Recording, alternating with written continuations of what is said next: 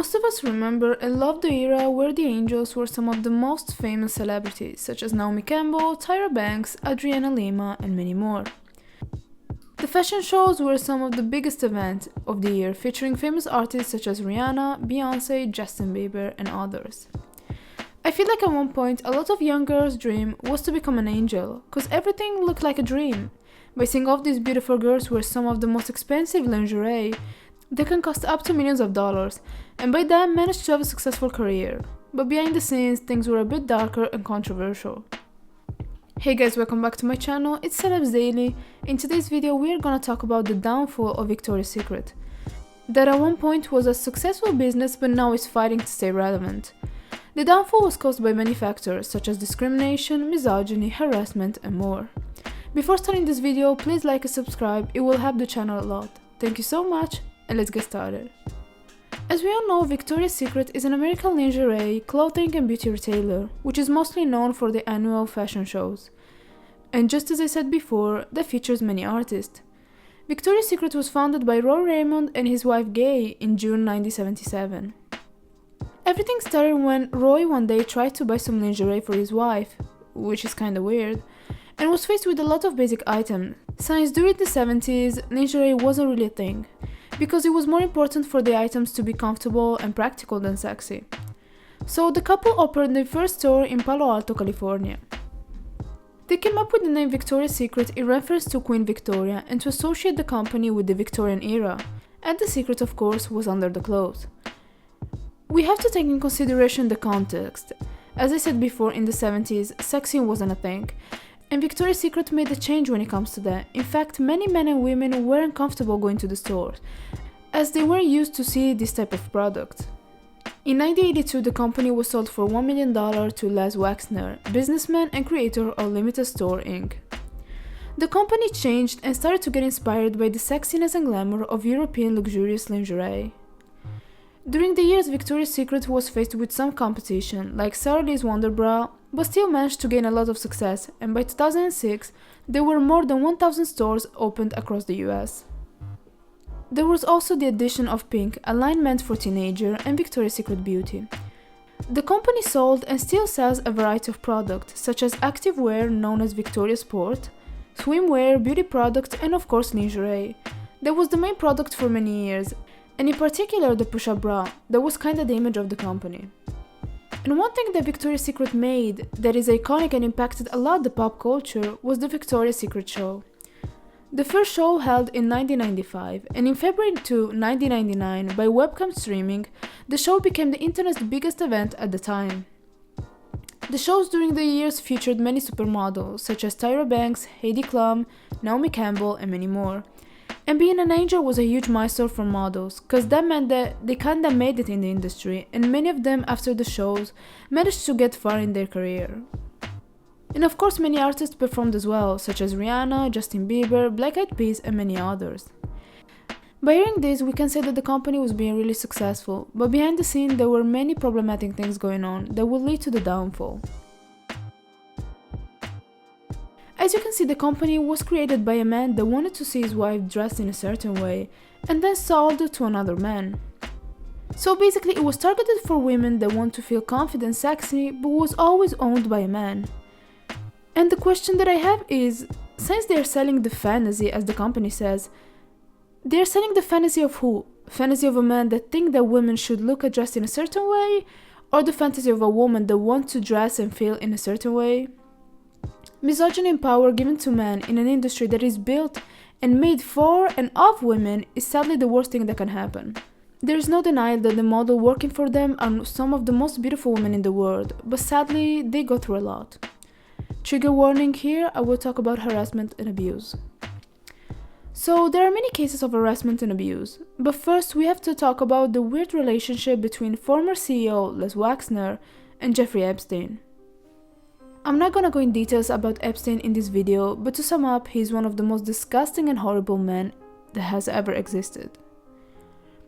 Epstein before his death was charged with trafficking, and until these days we don't know everything about his case, that is still going on, because the man had some powerful connections such as Bill Clinton for example.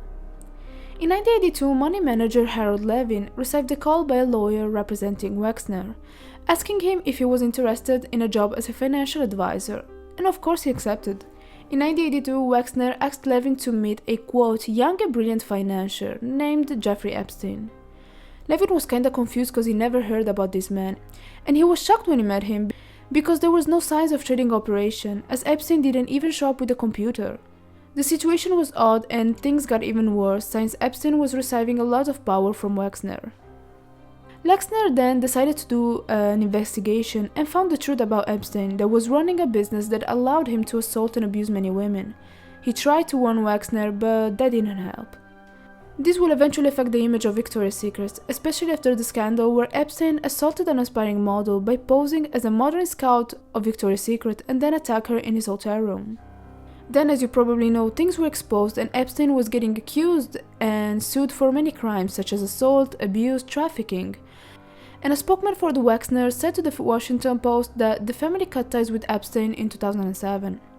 There are many things that don't have an answer yet. Why Wexner decided to confide in Epstein? What was really going on behind their relationship, despite Wexner being worried about what Epstein was doing? Well, I can't say my opinion in this video because it can be dangerous, but I'm pretty sure you have one as well. And it's not the end, the abuse sadly was something quite frequent at Victoria's Secret. Ed Razek was for decades a top executive at L Brands, where he developed the Victoria's Secret annual shows. And he was accused of inappropriate behavior. He used to try to kiss models, ask them to sit in his lap, touch them inappropriately, and the woman that complained about the constant harassment faced retaliation. A model named Andy Mize, I'm sorry if I mispronounced the name, said that they stopped hiring her after she rejected Razek. And when it comes to discrimination, Victoria's Secret did it openly without any shame. Top executive Razek made a hateful statement saying that they would never cast a transgender model and that no one was interested in plus-size girls. His excuse to all of that was that the company sells the fantasy. So basically he was trying to say that transgender women and plus-size girls are a part of his fantasy and the fantasy of many other misogynistic men. Later after this statement, he released another apology saying that they will cast a transgender model, which ended up being Brazilian model Valentina Sampaio, and a plus-size model in 2019 named Ali Tate Cutler. In my opinion, the company Razek did this just to save themselves after being dragged by the internet. So they decided to hire a couple of models that don't fit their dumbass fantasy to make them look good to the public. And they kept moving on with their discriminatory behavior, and this will eventually impact the business a lot.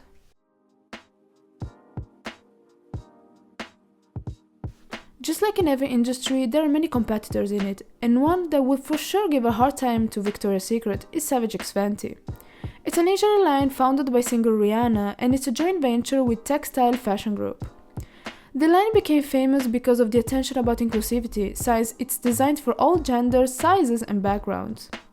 Also, Savage X Fenty have their annual shows, and Rihanna hired some of the most famous models such as the sister Hadid, Cara Delevingne, and many more. Dancers of all sizes and backgrounds, and also artists such as Normani, Jasmine Sullivan, Ricky Martin, and others. Diversity is the key of the brand, and that's what makes customers relate to the company, and that's something that cannot be associated with Victoria's Secret. At the moment of recording this video, Savage X Fenty is worth $1 billion.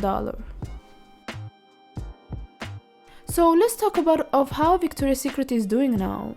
Let's just say that some things have changed. After the resignation of longtime executive Razek and the owner Lex Wexner, now the company is getting in a new direction by establishing a partnership with powerful and successful women such as Naomi Osaka, Priyanka Chopra, and many others.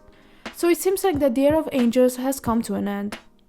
Some people aren't really convinced by this move because they think the company is doing this just for money, since all the discrimination scandals has hurt the business a lot. And now the industry is more diverse, so the old marketing strategy that Victoria's Secret had isn't working anymore. So in my personal opinion, yes, they are doing this just to please customers, because at the end of the day, the reason for every move they do is money. And most likely, because of the pandemic, they closed many stores and they are not selling much anymore, so I'm not surprised of this move. So yeah, that's it for today's video. Let me know in the comment what do you think about Victoria's Secret. Did you used to watch the fashion shows? I personally did, but I was young, so I really didn't care about the models, but just about the artist. And what do you think about the company now? Do you think they will eventually rise again, or do you think this is the end? So yeah, thank you so much for watching, and see you guys next time. Bye!